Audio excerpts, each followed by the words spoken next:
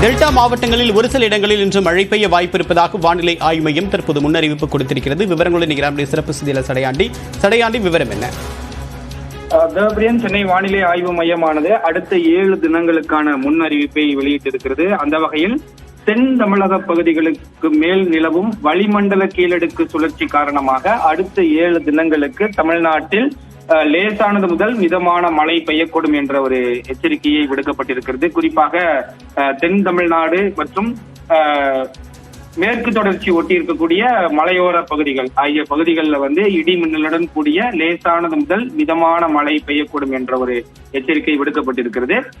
சென்னையை பொறுத்தளவிற்கு வானம் மேகமூட்டத்துடன் காணப்படும், மழை பெய்வதற்கான வாய்ப்பில்லை. காற்றினுடைய ஈரப்பதம் அதிகரிப்பதற்கு வாய்ப்பு இருப்பதாகவும் தெரிவிக்கப்பட்டிருக்கிறது. கடந்த 24 மணி நேரத்தை பொறுத்தளவிற்கு தென் தமிழ்நாட்டு பகுதிகளில் அதிக இடங்கள்ல லேசான மழை பெய்திருக்கிறது. வட தமிழ்நாட்டு பகுதிகளில் ஓரிரு இடங்கள்ல மழை பதிவாகி இருக்கிறது.